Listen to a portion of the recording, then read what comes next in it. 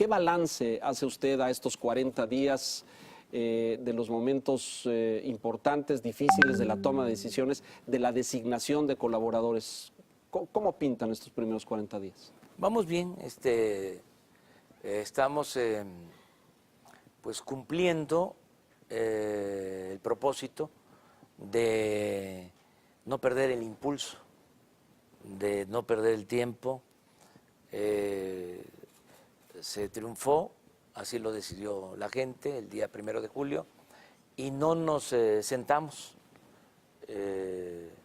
nos seguimos de largo. Ya habíamos dado a conocer a los miembros sí, del gabinete, ya teníamos propuestas, presentamos nuestro plan de gobierno y nos metimos en el periodo de la transición a trabajar más sobre proyectos específicos, de modo que cuando tomamos posición, pues ya traíamos impulso y no lo hemos perdido, sabemos muy bien qué se va a continuar haciendo, cuándo vamos a terminar de echar a andar el gobierno, porque estamos en eso. ¿Está hoy ya al 100% el gobierno? No, falta. Estamos pensando en 100 días. Yo creo que en 100 días ya se echó a andar el gobierno por completo, de modo que vienen todavía otras cosas. Lleva tiempo preparar acciones de gobierno, sobre todo cuando se buscan cambios, cuando se quieren enfrentar ¿sí? Claro. Vicios y significan retos y desafíos, pues lleva tiempo la implementación, ¿no? de las acciones. Claro, claro.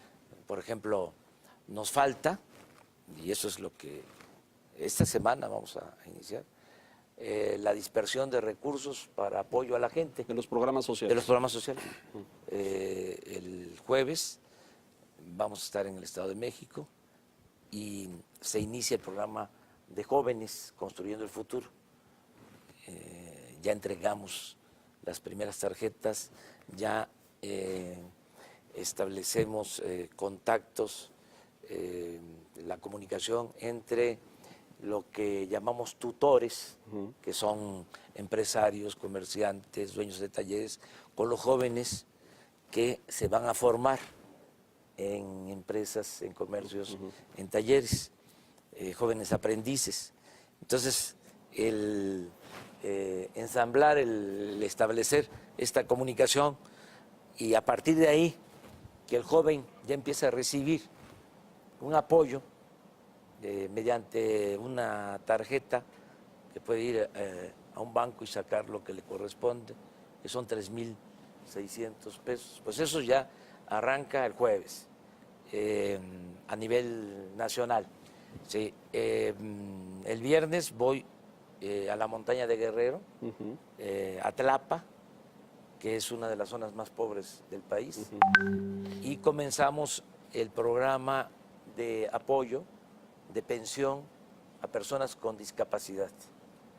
Vamos a entregar pensión a 1 millón de personas con discapacidad, sobre todo los pobres y niñas y niños. Tengo la gran satisfacción por anticipado, la dicha enorme de que todas las niñas y todos los niños con discapacidad o con capacidades diferentes van a tener una pensión mensual. Y esto lo comenzamos, lo iniciamos en la montaña de Guerrero el viernes. El sábado vamos a estar en Ayala y en Anenecuilco, porque este año se lo dedicamos al general Emiliano Zapata, al caudillo del sur, porque en este año se conmemora el asesinato, o se recuerda el asesinato de los 100 años del asesinato del general Emiliano Zapata. Entonces, toda la papelería oficial va a llevar su nombre y vamos a hacer esto en Ayala y en su pueblo, en Anenecuilco, con la familia Zapata. Los descendientes del general. Con nietos y bisnietos. Y el domingo iniciamos en Valle de Chalco el programa de apoyo a adultos mayores, que significa ampliar al doble la pensión a los adultos mayores en Valle de Chalco. Y adelante, o sea, a partir de esta semana, pues ya vamos después con las becas para... O sea, toda la dispersión de programas sociales arranca ya a pleno. Sí.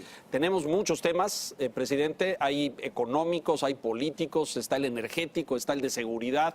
Yo los convoco a todos, sean muy medidos y precisos en el uso de la palabra para darle oportunidad a que el presidente nos diga lo más posible. Empezamos por lo energético, ¿le parece la coyuntura que estamos viviendo, el tema del desabasto, esta estrategia de combate al crimen y al robo dentro de Pemex y dentro de las refinerías, pero también hacia afuera para revisar los ductos? Ha causado gran polémica y gran controversia. Se planeó poco, se planeó mal. Hoy en la mañana dijo que los medios lo habíamos inflado, presidente. Algo hay de eso, pero si no también, ¿qué informan ustedes? O sea, es su trabajo, ¿no? No. Es un asunto importante porque no se tocaba. No, exacto. Era algo que se sabía, pero nadie hacía nada. No se hacía nada. Entonces decidimos entrarle y ya sabíamos, ¿no?, del asunto. Y las repercusiones, claro. Sí. En mi último libro yo hago mención a lo del llamado huachicol, o sea, de cómo el robo de combustible, como otros delitos, se cometen al amparo o con la protección de la autoridad. Lo menciono con mucha claridad en el libro. Entonces, desde que llegamos, empezamos pues a darle seguimiento, ¿no?, al problema. Hay algo muy interesante.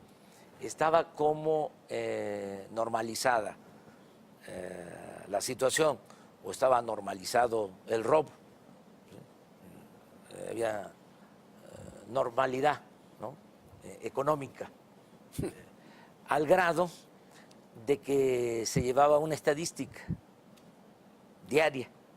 No había estadística diaria de homicidios. Pero sí del robo. Pero sí del robo de combustible.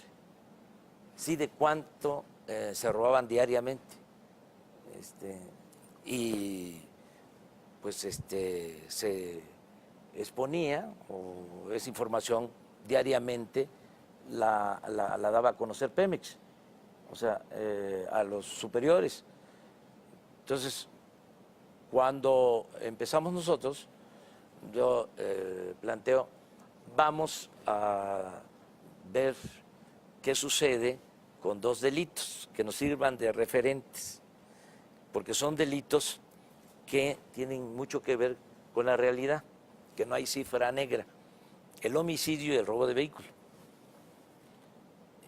Porque el robo, casa, habitación, el secuestro, pues son delitos que no se denuncian o no se denuncian por completo. El homicidio tiene que hacerse una investigación, tiene que abrirse una carpeta de investigación. El robo de vehículo es lo mismo. La mayor parte de los vehículos está asegurado, o si no hay seguro, al que le roban un vehículo va y presenta denuncia porque teme que vayan a usar su vehículo para cometer un ilícito. Entonces, esa es pues una experiencia que se tiene en eso. Y aparece también lo del robo de combustible. Entonces empezamos a ver desde el primer día, entonces, como una especie de enajenación, ¿no? Se robaron 2.000, 3.000 litros. barriles. Barriles. ¿No? Diarios. Diarios. Y entonces, y la barra, ¿no? De un día y bajó y luego subió. Digo, a ver, vamos por partes. Primero, a ver quién de aquí, sí, con toda sinceridad, sabe cuántos litros tiene un barril. Sí. Vamos a empezar por ahí. Se lo preguntó a su gabinete. Sí. O la pregunta es para nosotros porque No. ¿quién le responde? No. 152. Sí, entonces Aquí hay expertos. El único que se lo sabía era Enrique. hago la pregunta ahí pues, a todos y la hago pues a todos los que nos están viendo, ¿no? A ver, ¿cuántos litros tiene un barril? Ya, pues, bueno, pues tiene 159 litros, o sea, un barril. Y 9. A ver, y vamos a traducir esto a pipas. ¿Cuántas pipas son? No, pues 700, 800 pipas Diario. Al día. diarias, ¿sí? Diario. Sí, y un día de 1.100, 1.200 pipas. Entonces, a partir de ahí, ya teníamos decidido participar, se estaba preparando, ¿no? Todo el plan, pero uno no puede estar viendo eso sin actuar. O sea, te sientes cómplice, ¿no? Es decir, ¿cómo me voy a acostumbrar a esto? Presidente, creo que nadie cuestiona el golpe que fue al robo el golpe que dio su gobierno al robo de combustibles. Pero lo que sí está discutiéndose es el cómo. Lo que han ustedes analizado hasta ahora, ¿cree que lo hicieron de la mejor manera? Sí. ¿Había otra vía? ¿Había otra solución? ¿Había manera de amortiguar un poco las consecuencias? No, fue la mejor forma y había que hacerlo. Nuestros adversarios cuestionan eso, ¿no? De que a lo mejor nos apresuramos. No, había que actuar. Y había que actuar porque había que dejar de manifiesto de que no se puede tolerar el robo. Punto. O sea, había que mandar este mensaje claro. Además, se hizo un plan para movilizar cerca de 4.000 elementos del ejército, para tomar las instalaciones, refinerías, centros de distribución de gasolinas, de diésel, un plan para el control del monitoreo, porque es increíble,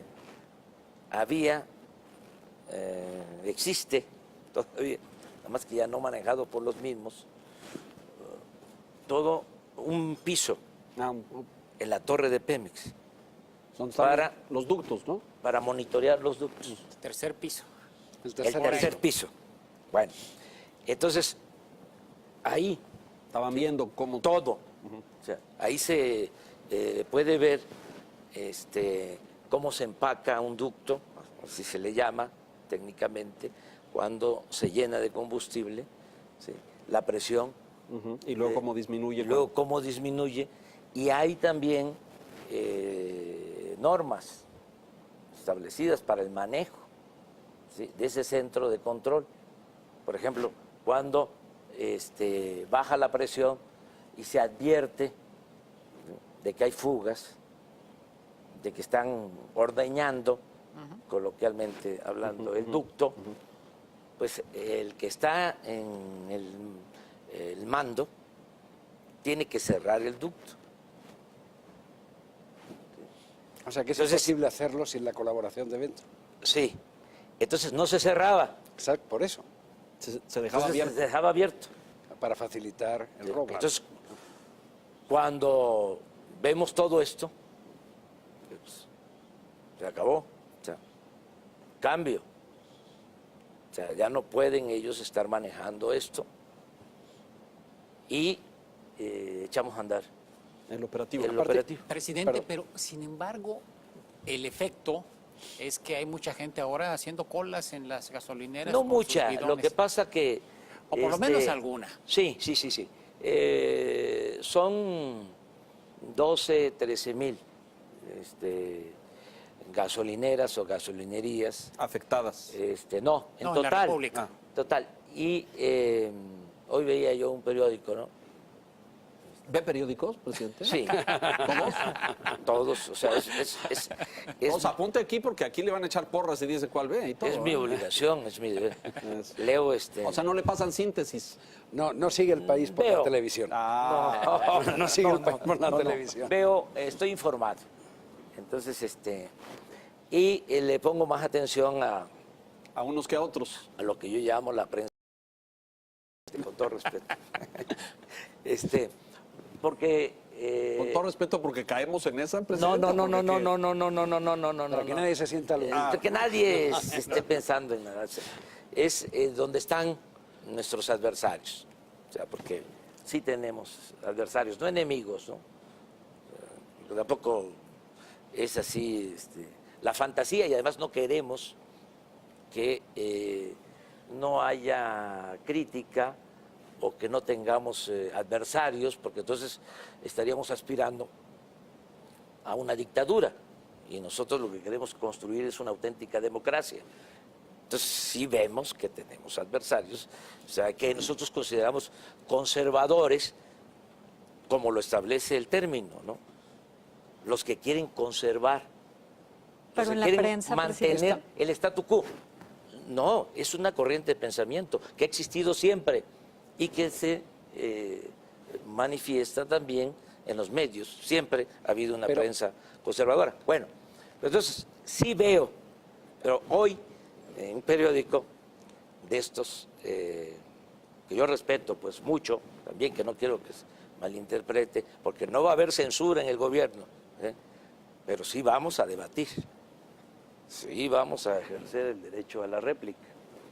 O sea, va a haber diálogo circular, no nada más el cuestionamiento. Entonces, veo hoy que dice, hay desabasto en la Ciudad de México, hoy. Hoy eso empezó. Sí, y hoy y hay de hecho, desabasto en 6 Santa Fe. gasolinerías. Bueno, tú leíste la nota. Sí, claro. Sí. 6 gasolinerías. No, ahora O sea, el rumor de como la dirían tarde los jóvenes, es que se hace extendido. Pero Es una exageración. O sea, ¿cuántas gasolinerías tiene la ciudad, presidente? Usted que se pues lo sabe. debe tener como 800,000. 800. Sí. Entonces, en 6, y la verdad que no deben de ser 6, deben ser más. Deben ser más. Deben ser Pero no sé, 20, nosotros Algunas calculamos. decenas, tal vez. Sí. Pero sí. de cualquier manera, yo creo Entonces, que pensamos que poco a poco se va a ir normalizando. ¿Cuándo, Y presidente? no queremos Ponerle día. No, porque entonces ellos mismos, nuestros amigos, los conservas, vuelven. van a decir, ya llegamos. Y no cumplieron. Al fin de semana, no ha cumplido. Sí, no, que nos dejen. O sea, lo vamos a resolver. A cambio, ¿qué cosa le puedo decir a la gente? No. De que a partir de que iniciamos el plan, bueno, se robaban en promedio cerca de 800 pipas diariamente. A partir del plan, traemos como 120, 130 pipas robadas todavía. Sí. Han dejado de robar 600 pipas diarias. Estamos hablando que se han dejado de robar como 8,000 pipas. Oye, hacía yo la cuenta y es aproximado de que si se ponen las pipas una tras otra, significaría como 80 kilómetros de pipas. Lo que hemos evitado que se roben en dinero 2.500 millones de pesos. En días. En días. En días. 2.500 millones. Bueno, es que se robaban más de 60,000 millones de pesos al año. Pero eso además, presidente, es frontal en el primer principio de su gobierno y de la cuarta transformación, que es la lucha contra la corrupción. Sí. Y además, perdón, y además a mí me parece muy significativo dos cosas. Primero, cuáles son los costos de enfrentar eso, que es increíble lo que usted explica, de que todo el mundo sabía que ese robo se producía y era un Pemex bis. Yo le oí decirlo a usted en una conferencia de prensa. El tema está, esto forma parte ya de lo que van a ser los ejes de sustituir, por ejemplo, la guerra contra los cárteles en la corrupción, empezando por la corrupción de dentro. Sí, sí. El principal problema, Antonio, del país es la corrupción. Claro, por eso. O sea, esto del robo de combustibles es una muestra, ¿no? O sea, muy importante, muy dentro. Se empieza a dar. Yo tengo conocimiento de esto desde la época del presidente Fox y tengo conocimiento de que se tenía en el presupuesto, se daba por descontado y en aquel entonces me consta eran como 10,000, 12,000 millones y es muy interesante porque en ese entonces yo era jefe de gobierno de la ciudad y se repartía a los gobiernos estatales y también al gobierno del Distrito Federal todo aquello que significaba un excedente por precios. Sí, sí, correcto. De la sobreventa y del petróleo. De la subida de los precios, sí. Entonces se hacían las reuniones con gobernadores y Hacienda decía, Te toca tanto en cada estado. les va a tocar esto. Yo por lo general no iba a esas reuniones. Pero el secretario de Hacienda, digo, el de Finanzas, de aquí de la ciudad, me insiste, no, hay que ir, fíjense que van a Era Urzúa, repartir. ¿no? Era Urzúa, en ese momento. Sí, Carlos Urzúa, el mismo que ahora es secretario de Hacienda. Van a repartir, ¿no? Los excedentes, va a haber. Y ahí voy, no sé, en un estado, en San Luis Potosí, en alguna parte. Y estaba de secretario Francisco Gil y de subsecretario Carstens. Entonces aparece Carstens, pues todos los gobernadores, ¿no? Frotándose las manos, se saboreaban. pues, todos les iba a tocar algo. Maiceados. Creo que se iba a repartir un excedente de 15,000 millones de pesos en aquel entonces. No sé, 2003, por ahí. 2002, 2003. Entonces, Carstens, ¿no? Pues sí, hay este excedente porque se calculó que iba a ser tal el precio del petróleo y fue mayor. Fue mayor, hay un reparto. Pero tenemos que considerar que hubo una fuga por el manejo de los combustibles, hay una fuga, por robo de combustible. Creo que de 10,000 o 12,000 millones. El caso es que no quedaba nada. Así, en la reunión con todos. Me acuerdo que... O sea, el excedente cubría lo que se habían robado. Lo que se habían robado en ese ejercicio. En ese entonces, 10,000 millones. Sí, pero fue aumentando hasta llegar a más de 60,000. Entonces, solo en esto, porque todavía hay que ver qué está pasando con la extracción de petróleo crudo. También. Y sobre el control. de la producción petrolera. O sea, qué pasa en las plataformas, qué pasa allá en los ductos, qué pasa en los puertos. O sea, muchas cosas estas. Bueno, pero en fin, había que actuar, nos va a llevar algún tiempo normalizarlo. Yo reconocí de que la forma más barata de transportar la gasolina y los energéticos pues son los ductos. O sea, luego los buquetanques, luego el tren y luego las pipas. Son más caras. O sea, se necesitan para abastecer las gasolineras o gasolinerías alrededor de 3,000 pipas para estar abasteciendo constantemente. Entonces, ¿cómo cerramos? Y no está totalmente cerrado.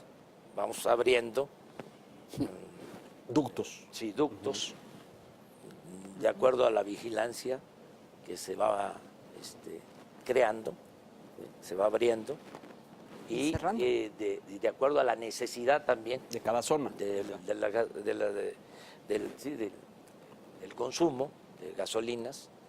Entonces, eso es lo que estamos haciendo y distribuyendo por pipas.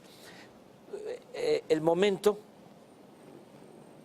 es bueno por dos razones. Una, porque tenemos gasolina.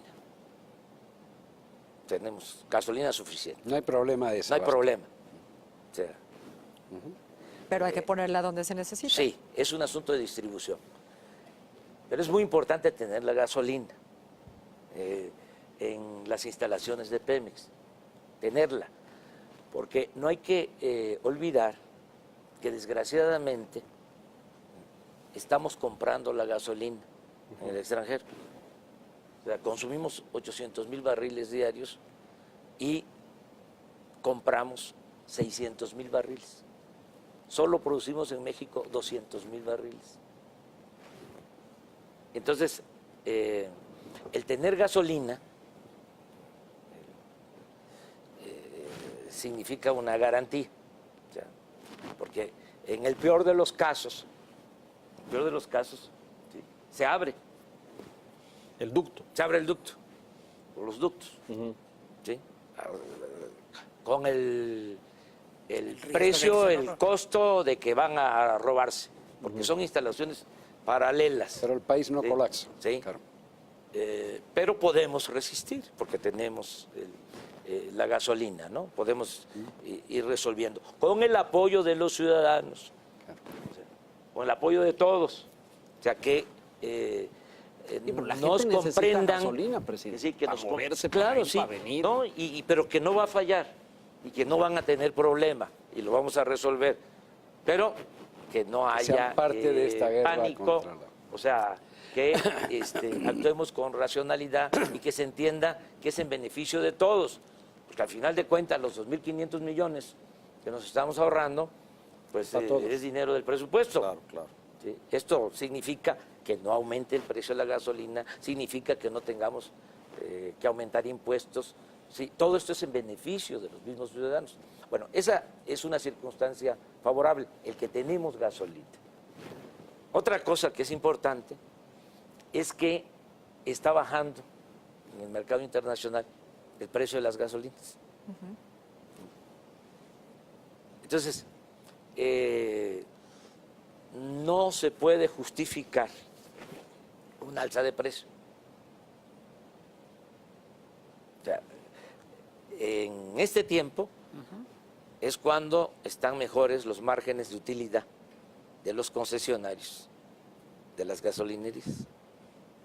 Es decir, no podría subir el precio a pesar de este momento. Porque nosotros estamos vendiendo, porque Pemex todavía es el que distribuye la gasolina, el 95% de la gasolina, y la está vendiendo, ¿sí?, Al mismo precio y más bajo, y más abajo. porque está bajando el El precio precio internacional. Entonces, esas condiciones son inmejorables para llevar a cabo una acción de este tipo. Entonces no hubo improvisación, teníamos que hacerlo y yo espero que se resuelva bien y que salgamos adelante. Presidente, hay un principio que señala que el ejercicio del poder desgasta. Usted llegó con un nivel de aprobación y popularidad impresionantes, sin precedente en mucho tiempo. Sin embargo, medidas como esta, y sirve de ejemplo, pues finalmente, más allá de que al final van a terminar beneficiando a la población, pues implica que hay quienes las rechazan. Pasó lo mismo en el caso del aeropuerto. Probablemente al final sea una decisión correcta, no lo sé, pero generó inquietud, incertidumbre. ¿No percibe que va usted demasiado rápido, que está tomando muchas decisiones que están generando ese tipo de reacción? Porque es inevitable que la velocidad a la que se están tomando las decisiones provoque este tipo de, a veces, enfrentamientos, rechazos de los que llama sus adversarios. ¿Cómo lo ve? Es que tiene que llevarse a cabo el cambio. Y no es un cambio de gobierno, lo dije, es un cambio de régimen. Es una transformación. Entonces, hay que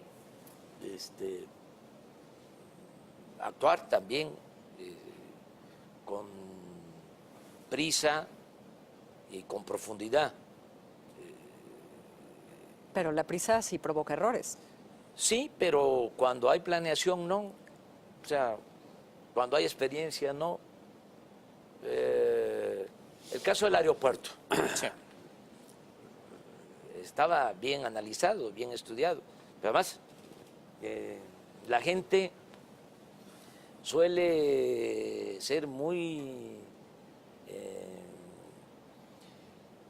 inteligente, el pueblo es muy sabio, tiene un instinto certero.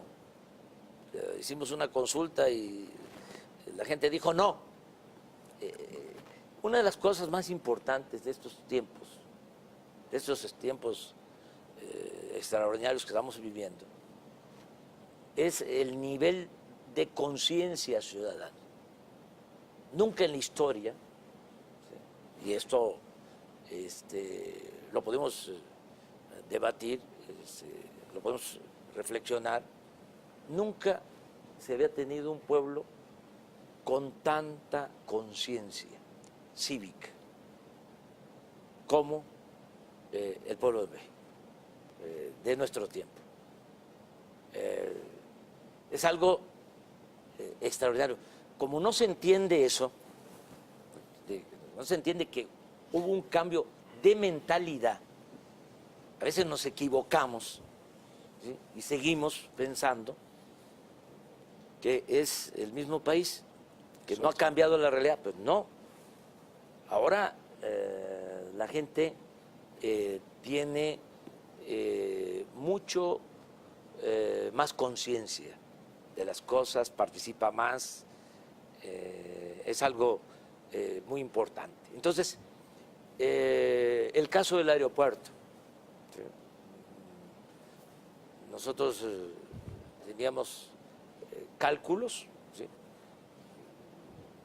De que no era lo mejor para el país, o sea, por una serie de razones, de consideraciones, como también había quienes pensaban que eso era el mejor proyecto, incluso al interior del gobierno nuestro, habían posturas distintas, porque también eso es importante, la pluralidad, la diversidad, la libertad. O sea, el mejor gabinete que ha habido en la historia de México fue el gabinete del presidente Juárez, y se confrontaban entre ellos. Decía Comonfort que él podía resolver el problema de México con apretones de mano, y le contestaba a Ocampo que los problemas de México se podían resolver pero con apretones de pescuezo. Entonces, había, ¿no?, esa diversidad, y el mejor gabinete, hombres que parecían gigantes, ¿no? porque presentaban su renuncia, ¿sí? Y decían no. Bueno, yo permito eso, ¿sí?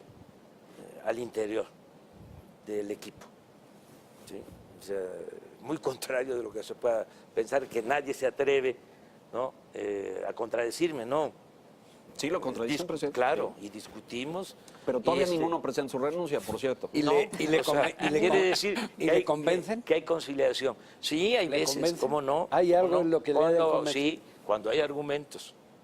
Pero me tienen que convencer. Presidente, ¿y no le Este- preocupa estar afectando intereses tan profundos, tan grandes, que tienen Yo- que ver con la estructura del país, que va mucho más allá de pronunciamientos ideológicos, y no estamos hablando de intereses económicos, sociales, que son los que no querían el cambio del régimen? Pero Antonio, ya a nadie le conviene.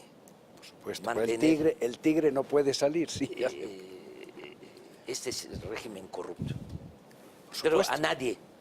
O sea, ya es contraproducente para todos. Pero los corruptos, por ejemplo, los que tienen el negocio detectado y cortado hoy, durante estos días por su gobierno en el Huachecol. Por ejemplo, los temas que puedan estar implicados o que motivaron las dudas sobre la corrupción en el tema. Todos esos son intereses que están siendo afectados ahora.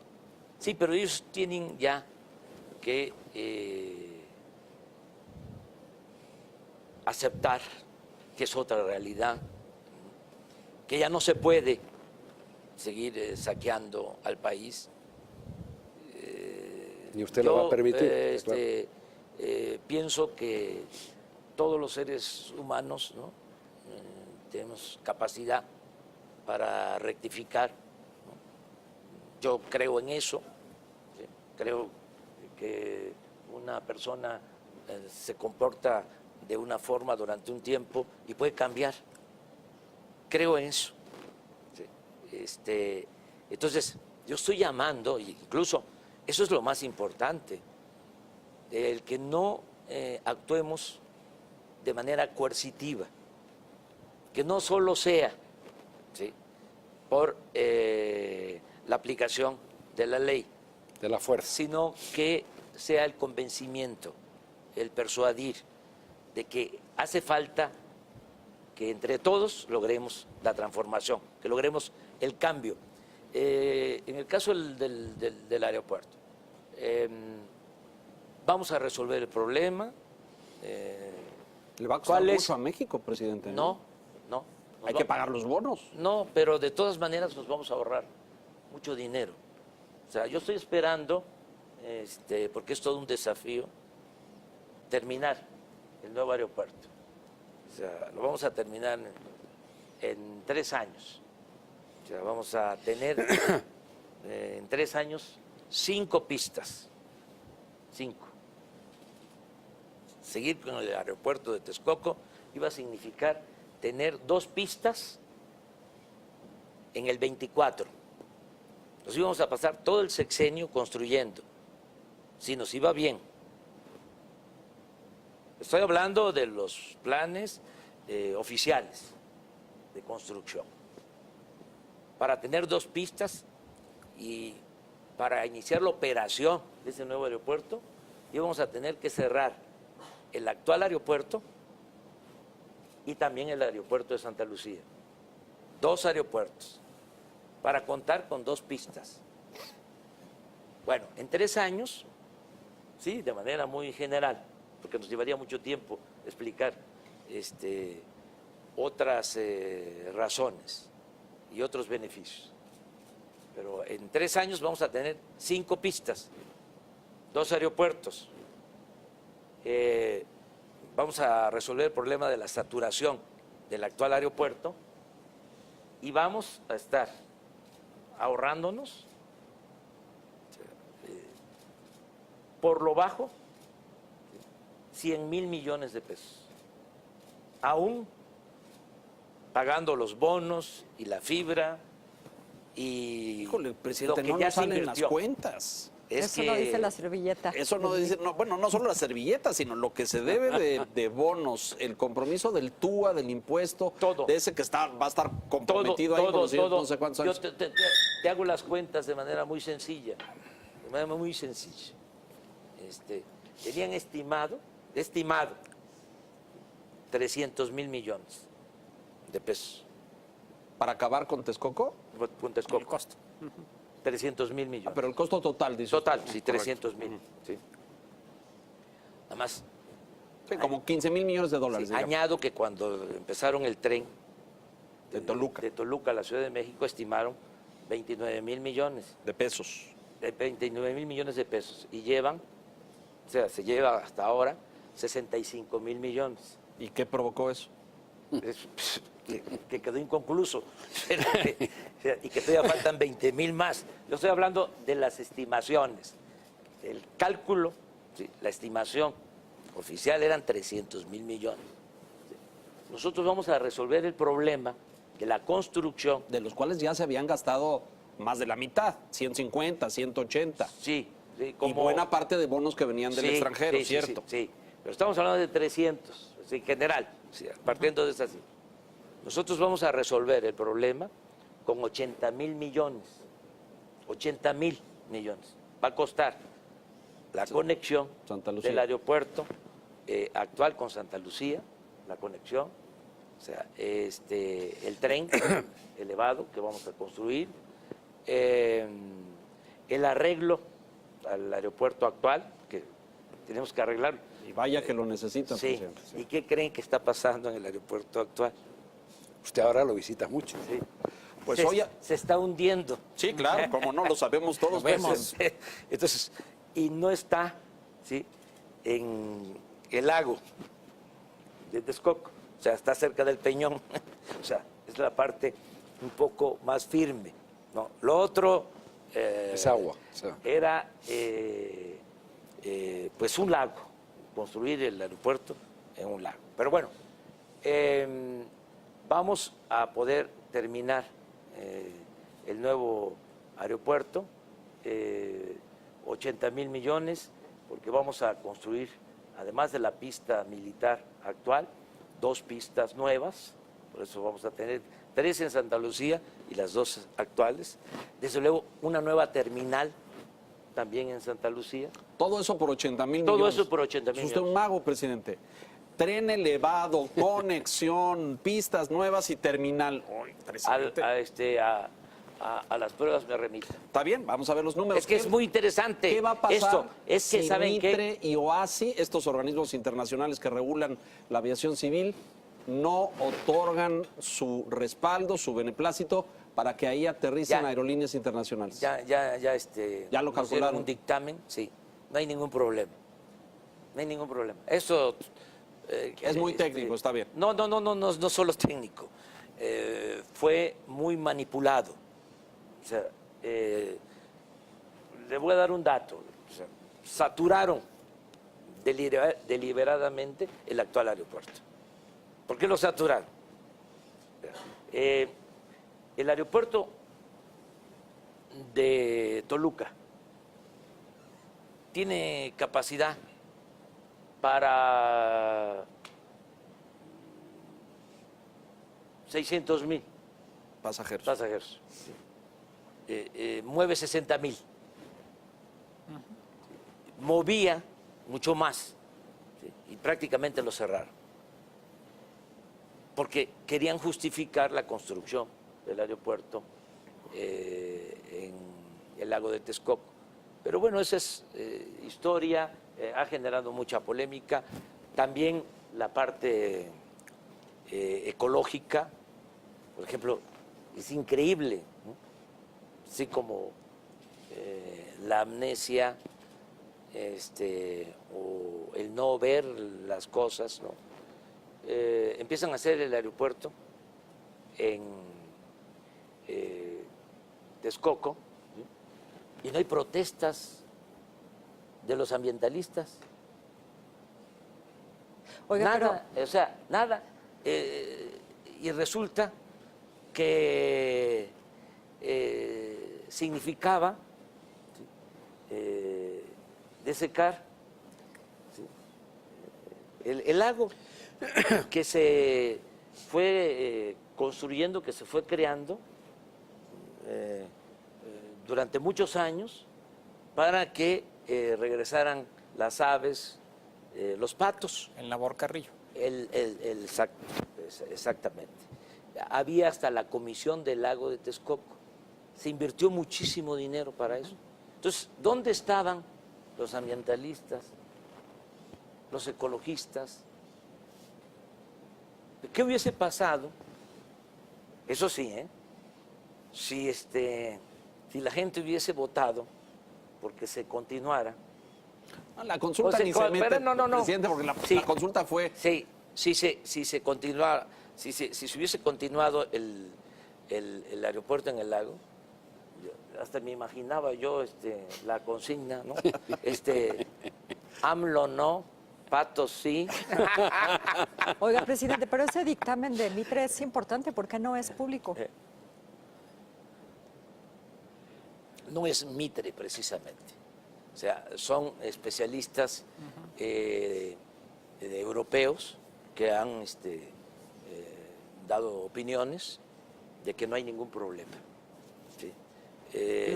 No quiero yo meterme en eso, pero sí hubo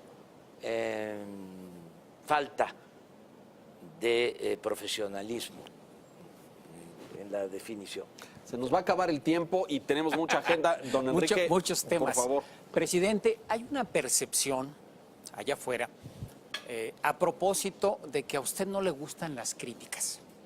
Algunos lo consideran intolerante. Al presidente López Obrador le molesta que haya críticas. ¿Qué responde a ello?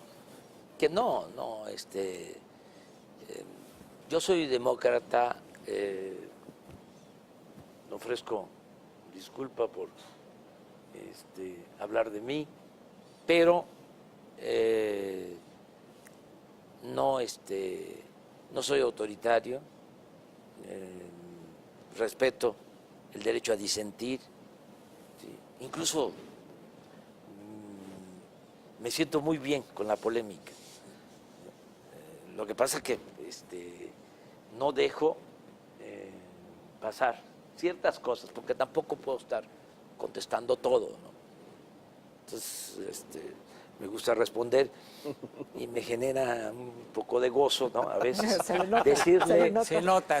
Decirle, Dígalo, presidente. Por ejemplo, decir que mis adversarios son conservadores, ¿no? Con apariencia de liberales, es un gozo, ¿no? Porque cómo se presentan, ¿no? Pero usted quiere que... como liberales, ¿no? Como gente de avanzada, pues no, son muy conservadores. Progresistas. ¿Por qué conservadores? ¿Sí? Porque no quieren al final que haya cambios. Y hay conservadores de derecha y hay conservadores de izquierda. Sí, claro. Porque ahora sí que los extremos, ¿no? se tocan. ¿Sí? Hay gente en la izquierda extrema, o la extrema izquierda, que no está de acuerdo con nosotros, porque ellos, considero yo, con todo respeto, que quieren que se mantenga el mismo régimen. Parece una contradicción, ¿no? Pero es el mantener el mismo régimen de opresión, ¿sí? El no cambiar la realidad. Hay mucha gente que vive, ¿sí? de administrar el fracaso, ¿sí? La tragedia. Entonces, pueden ser muy buenos para el análisis de la realidad, pero no se proponen transformar la realidad. O sea, no. O sea, entonces, eso se da en la derecha y se da en la izquierda. Nuestro planteamiento, o sea, por lo que hemos luchado todo el tiempo, es decir, sí, esta es una realidad de injusticias, de corrupción, pero la tenemos que transformar. O sea, no regodearnos, ¿sí? con la tragedia. Por ejemplo, ahora cuántos están apostando, no Al solo desabasto. de la derecha, sino de la izquierda, a que fracasemos. Se frotan las manos, ¿no? O decir, ¿ya vieron? Son lo mismo. ¿Sí? ¿Cuál cambio? Sí. Pero a usted Pero le gusta, se van a quedar con las ganas. ¿usted quiere que lo perciban como un presidente confrontativo? ¿No sería mejor que empezar a ser percibido como un presidente más conciliador? Sí, tenemos que buscar la conciliación. O sea, el debate no significa odio. Sí. Yo no odio a nadie. O sea, yo soy feliz por eso. No tengo fobias. Pero luego en las mañanas se le ve muy enojado, presidente. No, y saca porque- el látigo y fustiga no, diestra y no, no, siniestra. Leonardo, puede ser la hora. Por ejemplo, viene... Puede ser la hora. Puede claro, ser la claro. hora. No, fíjate que estoy fresco, muy Sí, sí, fresco, no, se le- y como ahora. En la mañana me reía yo hoy vi en un programa de El Financiero de la conferencia de ayer o de antier, me preguntan sobre lo de Venezuela. Ah, sí, sí. Sobre la Constitución.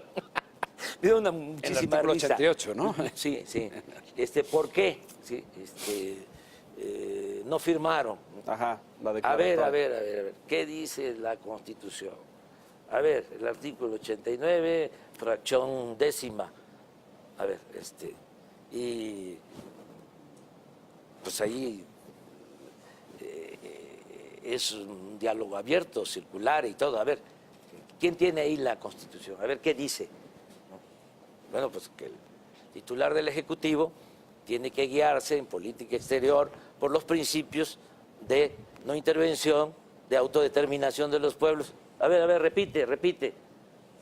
No intervención, autodeterminación de los pueblos. Pues eso es lo que estamos haciendo. Entonces, pero no es Confrontativo. es pedagógico.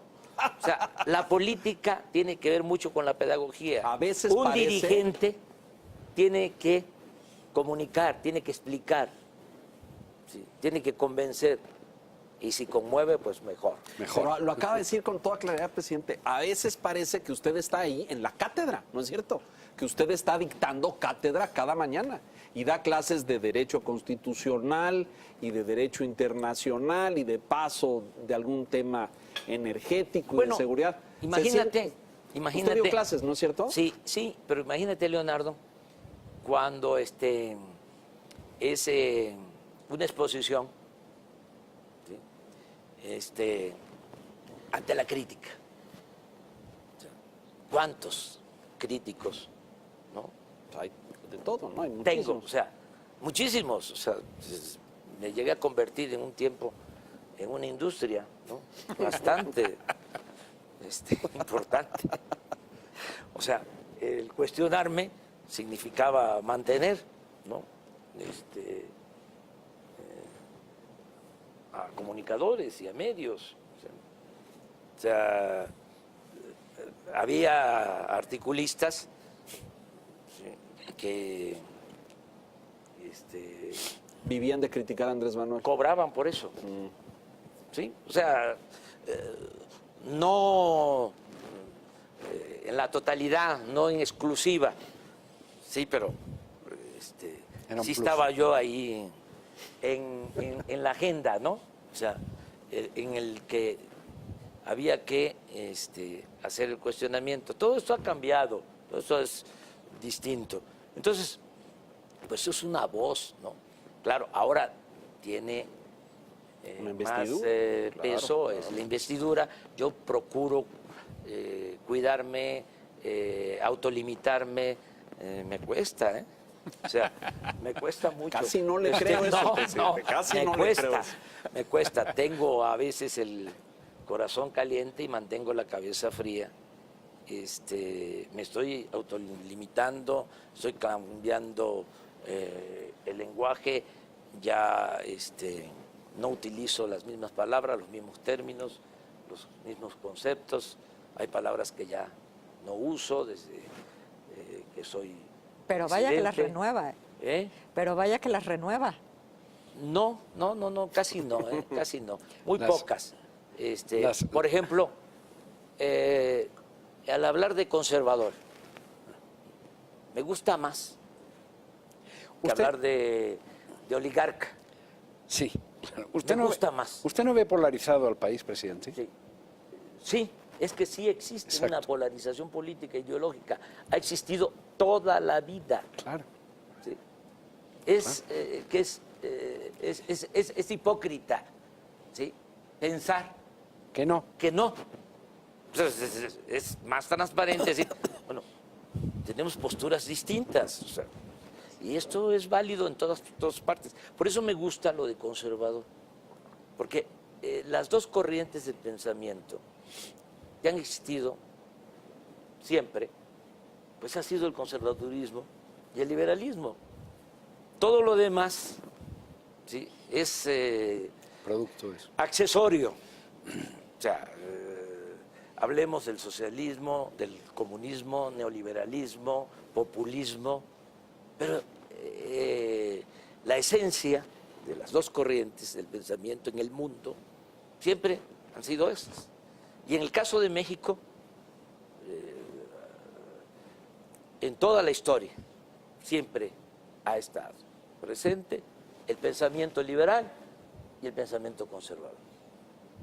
O sea, en los momentos de más crisis del conservadurismo, luego de la gran derrota de la intervención francesa, de la restauración de la República, de que el Partido Liberal Floreció. sale, sí, triunfante, se pensaba que ya no iba a renacer el movimiento y el Partido Conservador, y al poco tiempo, 34 años con Porfirio Díaz. Y Pero ahí se está. está manifestando de manera más cruda, ¿no? Más violenta incluso. No creo, no, siempre, al contrario, María.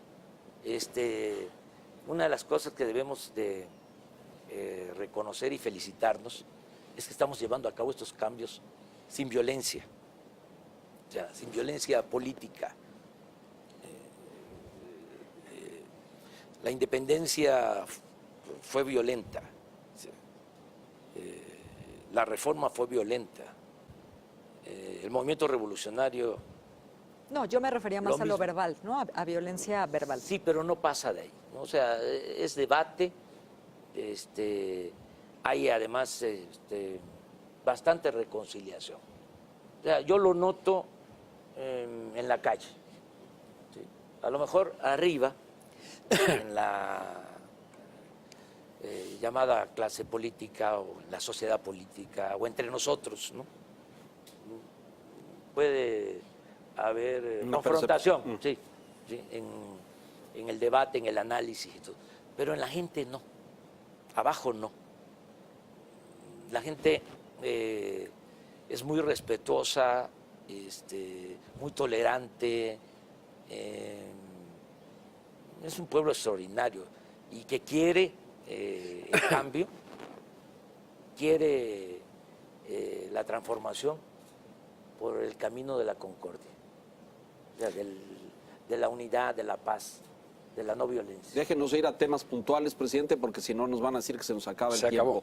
acabó. Presupuesto y economía para el 2019 en adelante. ¿Cómo lo ve? ¿Cómo siente que salió el proceso y cómo percibe estos 40 días económicos y la perspectiva inmediata? ¿Se siente optimista? En diciembre usted dijo, confieso estar optimista, ¿lo sigue estando? Sí, sí. En lo económico estoy optimista. Tú eres especialista en eso, es tu trabajo, ¿sí? Y sabes que hay equilibrios. No ha habido problemas en la bolsa,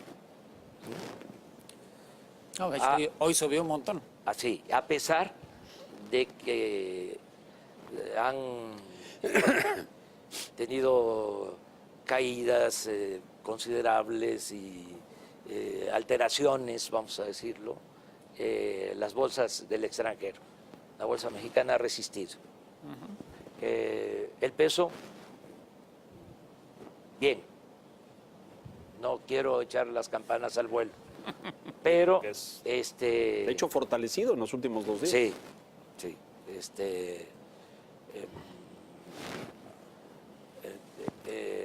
hemos logrado fortalecer el peso, no se ha depreciado nuestra moneda.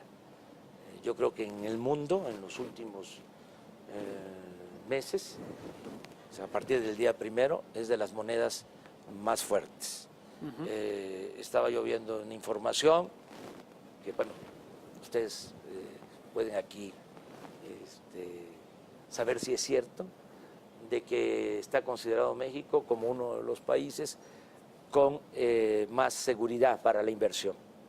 O sea, un país en el que se puede invertir, hay confianza.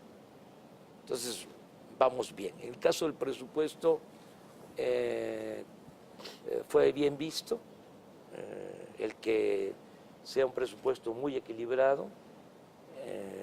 Cumplimos con los compromisos de no dejar de pagar servicio de deuda, de destinar recursos para el pago de pensiones, de jubilaciones.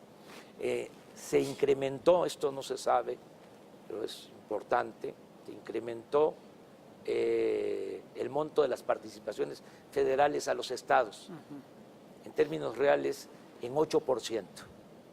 O sea, van a recibir más los estados y municipios. Esa es la posición de algunos gobernadores. Sí, porque pues están en su deber, ¿no?, de pedir más para sus estados. Están cumpliendo Bueno, su con trabajo, eso. ¿no? Es su Claro, trabajo, claro. es su trabajo. Pero lo cierto es que hubo un tratamiento muy respetuoso. Y al mismo tiempo tenemos inversión. Vamos a tener cerca de 700,000 millones de pesos para inversión. O sea, creció el monto de inversión y aseguramos todos los programas sociales, los compromisos que hicimos. Sin déficit, sin aumento en el déficit, sin deuda, sin impuestos, sin aumentos de impuestos en términos reales y sin gasolinazos. Entonces, ahí vamos, va bien. El objetivo es que haya crecimiento económico, ¿sí? Ese es el objetivo que tenemos. Pensamos que lo vamos a lograr porque tenemos proyectos muy importantes. Vamos a desarrollar mucho el sur-sureste, ¿sí? El Tren Maya, la siembra de 1 millón de hectáreas de árboles frutales maderables, que va a representar dar empleos a 400,000. A ver, lo detengo ahí un momento, campesinos. presidente, porque yo he escuchado y he visto análisis de muchos economistas que dicen que el énfasis se puso de forma muy significativa en lo social, en esta inversión social, en los programas sociales, y que la parte productiva o el presupuesto destinado a generar inversión, infraestructura, plazas de empleo, ese es mucho más reducido. No sé cómo están los porcentajes, pero creo que en lo social está como en 60% más o menos, ¿es correcto? Y en lo productivo a lo mejor un poquito menos. ¿Qué dice esto? La idea es... No, sí estamos destinando recursos como nunca a lo social. O sea, vamos a... Y menos a lo productivo. No, también.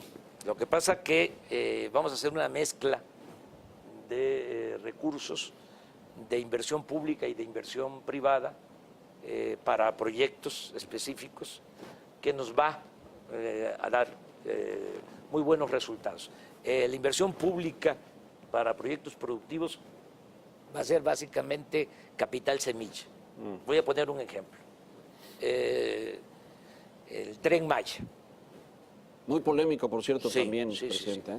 Pues sí, 1.500 kilómetros de Ahí tampoco hemos vías. visto a los ecologistas levantando férreas. la voz, por cierto. No, pues es que no hay razón. Voy a explicar por qué. O sea, son 1.500 kilómetros, ¿no? Y la mitad de esos 1.500 kilómetros, 800 kilómetros, es la antigua vía ¿sí? del tren del sureste, que se construyó en los años 50 del siglo pasado. O sea, Entonces, la mitad ya está trazada, digamos, sí, ya está ahí. Sí, hay un derecho de vía, no se afecta en lo más mínimo. Y de regreso de Cancún hacia Escárcega, los otros 700 kilómetros, vamos sobre el derecho de vía de la carretera y de la Comisión Federal de Electricidad. O sea, este tema de que se tumba selva, ¿eso es falso? No se va, ¿Nada? falso, ¿No se toca? Ni un árbol. Ni un árbol. Al contrario, vamos a sembrar, les decía, en el sureste 1 millón de hectáreas de árboles frutales y maderables. O sea, pues es una oposición que respetamos, pero que no tienen razón. Hay que enfrentar todo esto, o sea, además garantizar el derecho a la crítica y a la polémica. El no dejarnos sobre esto es a lo mejor lo que nos puede presentar como intolerantes, pero no, que haya críticas. Bueno, pero bueno, el tren, calculamos que son 180,000 millones De inversión. pero nosotros vamos con 50,000 millones, o sea, El gobierno. el gobierno. Correcto. Sí. ¿Y lo demás viene de? De iniciativa privada. Iniciativa privada. Nacional. Es una mezcla nacional y extranjera. Y aquí voy a decirles algo que es importante. Para crecer, esto lo sabe muy bien Enrique, y lo saben los economistas, y lo saben los especialistas, pues se requiere de inversión pública, pero también de inversión privada.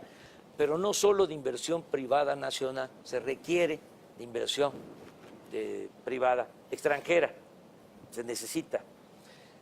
Y hemos estado haciendo una labor importante de convencimiento, ¿sí? de acuerdo con el gobierno de Estados Unidos, ¿sí?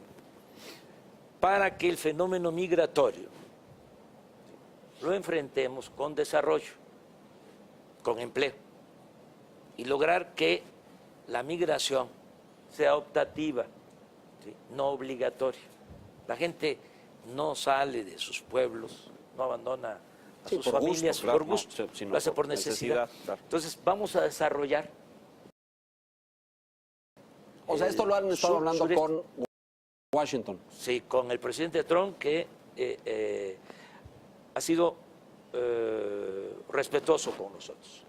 Y estamos trabajando. Hasta ahora, a ver el jueves que van a ver el frontera. jueves, sí. Sí, pero nosotros vamos a buscar siempre una relación de cooperación y de amistad. Pero con el usted ve al gobierno de Estados Unidos. Unidos invirtiendo en Centroamérica como le propuso. Es que quiero decirles eso. Se comprometieron a invertir en Centroamérica 5,000 millones de dólares. Y lo más importante es que tenían un compromiso inicial de inversión para México de 2.800 millones de dólares y lo ampliaron y decidieron invertir 2,000 millones de dólares más en el sur-sureste. Estamos hablando de 4.800 millones de dólares de inversión extranjera. Si logramos esto, de llevarse a cabo esto, de 18,000 millones de dólares de inversión extranjera para este año, sí, que fue lo que se obtuvo el año pasado, o algo parecido, no sé, Enrique, esa cantidad, 18,000 millones de dólares, si nosotros logramos inversión extranjera, porque no es nada más con Estados Unidos. Tenemos acuerdos de cooperación con Canadá y viene ahora el presidente español y queremos llegar a acuerdos de cooperación. Nosotros tenemos como socios comerciales, como socios económicos a Estados Unidos, en primer lugar, cuanto a inversión, y en segundo lugar a España. Entonces, nos importa mucho esta visita del presidente español, que además llevamos buena relación o nos hemos caído bien. Algo parecido a lo que ha sucedido, aunque parece increíble, con el presidente Trump. Él nos ha tratado de manera muy respetuosa y nosotros lo mismo. Va a haber respeto mutuo, nos conviene. Entonces, a tu pregunta, ¿sí? Que si es poca la inversión en lo productivo, yo creo que esa inversión va a crecer y eso nos va a permitir que podamos crecer ahí, desarrollarnos. María. Perdón, presidente, pero le voy a cambiar el tema totalmente. Si yo tengo un desacuerdo hasta ahora con su gobierno es en el tema de la Guardia Nacional.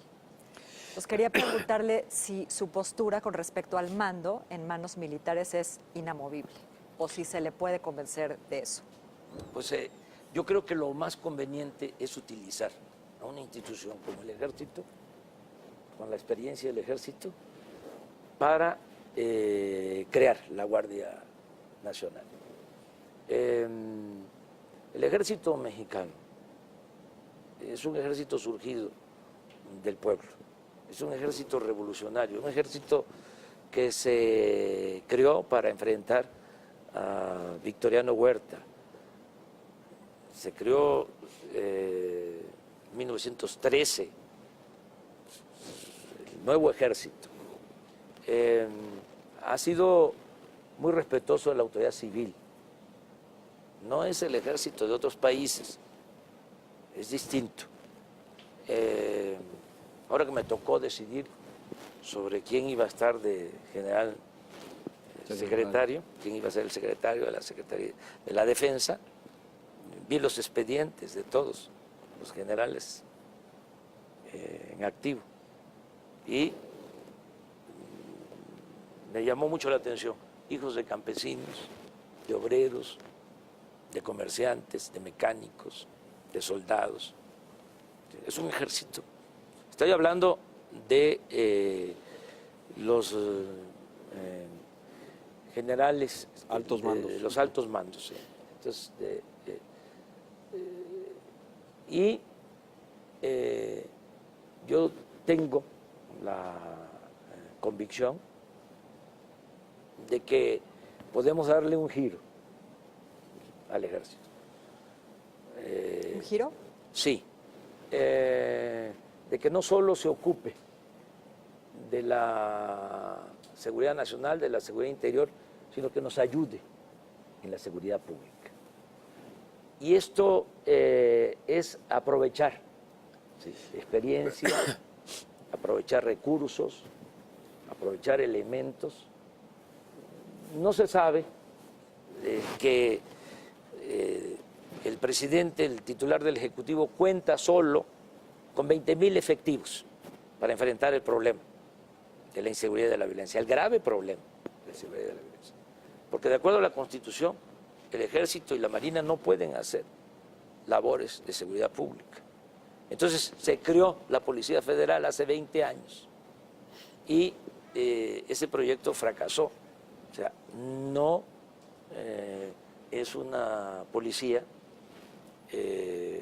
capacitada, profesional. No se hizo un buen trabajo para tener una policía.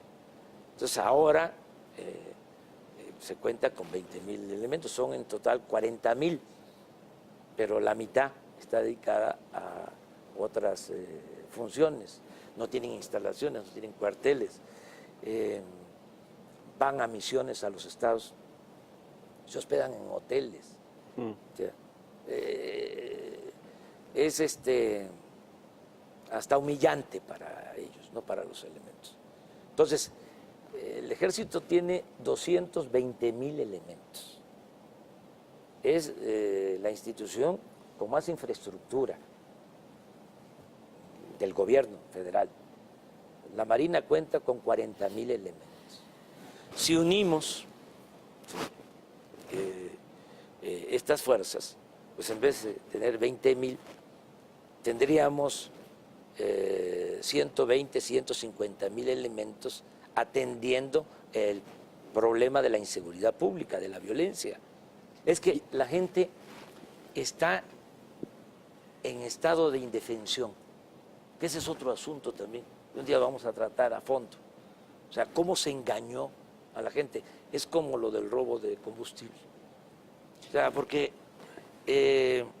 México es de los países con menos policías por habitantes. No hay seguridad. Entonces, ¿qué es lo que estamos proponiendo con la Guardia?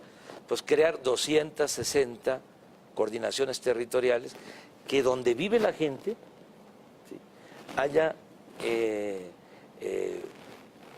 un cuerpo de seguridad de 300, 400 elementos, ¿sí?, enfocados a la seguridad pública, a la seguridad del ciudadano, no a la realización de operativos, ¿sí?, porque como no tenían elementos y como era otra la política, a ver, Pero bajo mando militar. Es que entonces no va a haber Sí. ¿Cuál es policía la nunca, diferencia sí, Ahí está, exacto. de estos 12 años? Estos 12 años, el Ejército y la Marina han estado en las calles, han La participado en diferencia- operativos, han...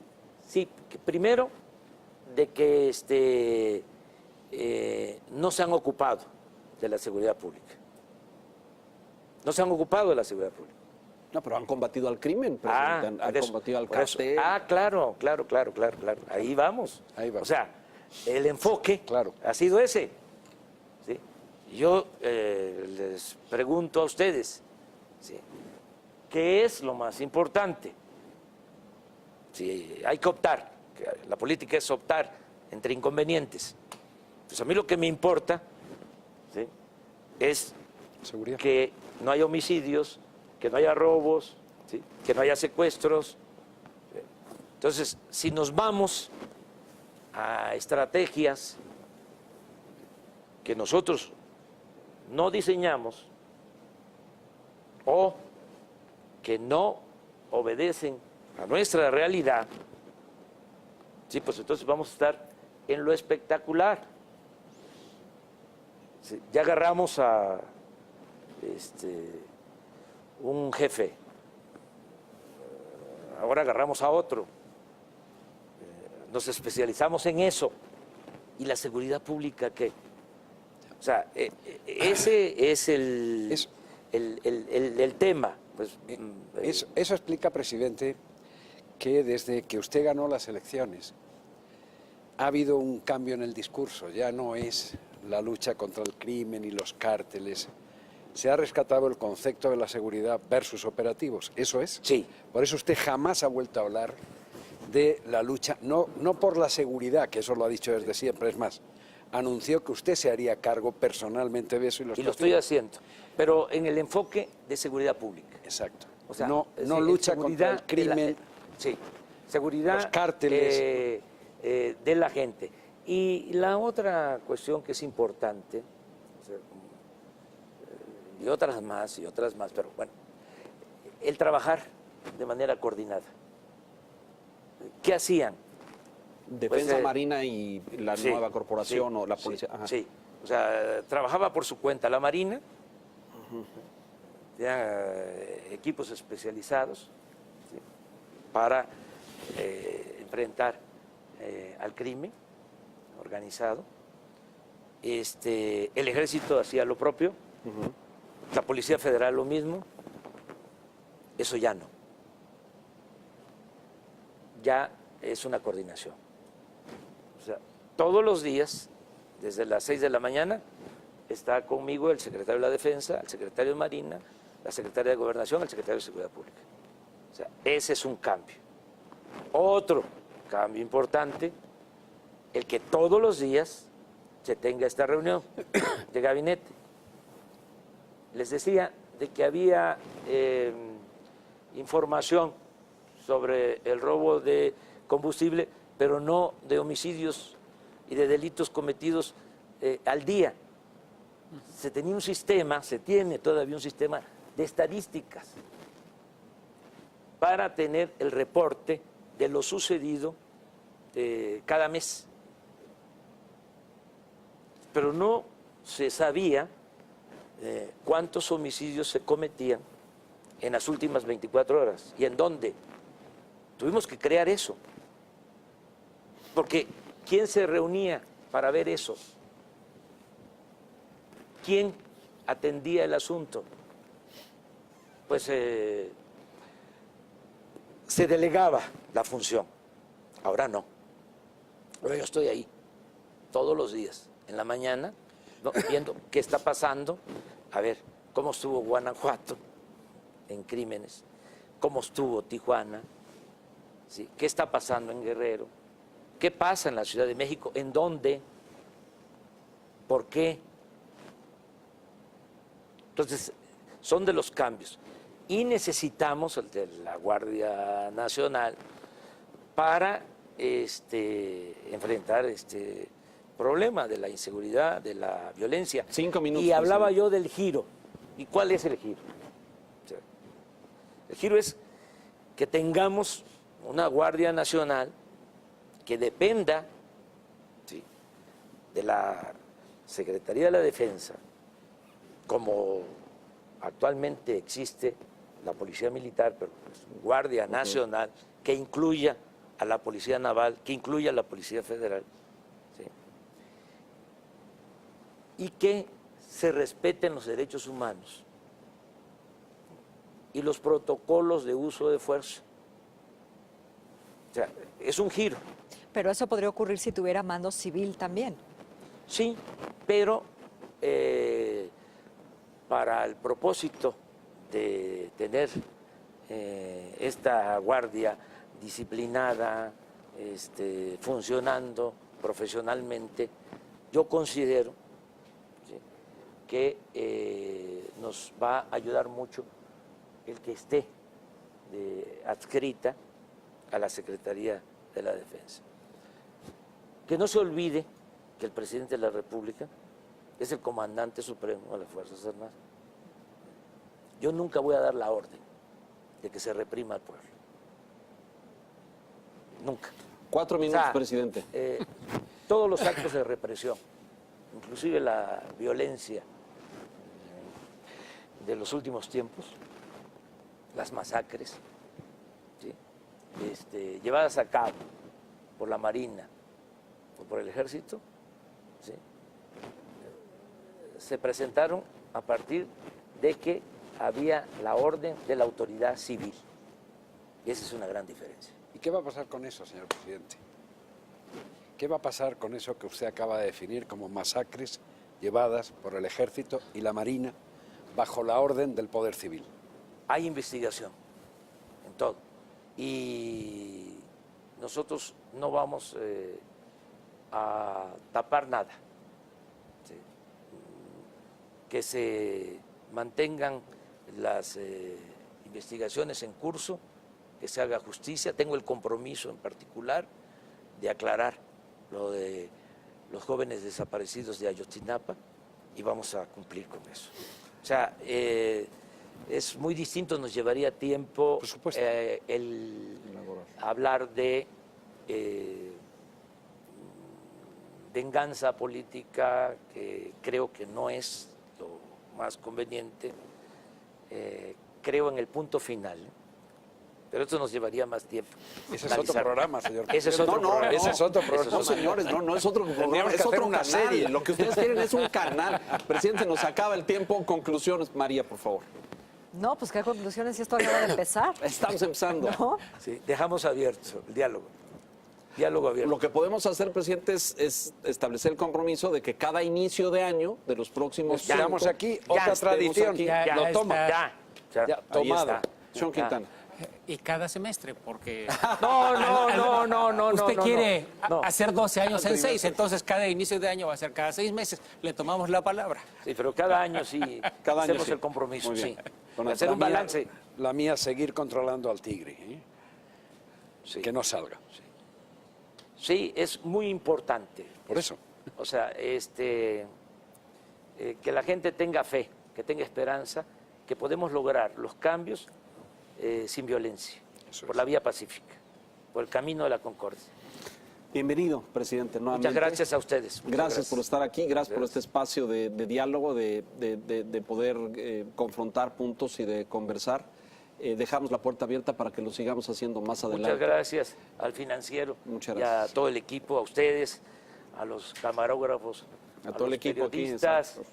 desde luego a los directivos, a Manuel Arroyo, a los articulistas. Pareció flecha con destinatario. eso, No. A todos. A así, todos, muchas gracias. Con mucho afecto. María, gracias, buenas noches. Gracias. Don Enrique, buenas noches. Gracias. Don Antonio Navalón, un honor. Muchas su gracias, presencia, doctora. muchas gracias. Muchas gracias. Y a usted, gracias por la gentileza de su atención en esta edición especial, esta transmisión especial de La Silla Roja el día de hoy, martes. Continuamos con programación. Gracias. Buenas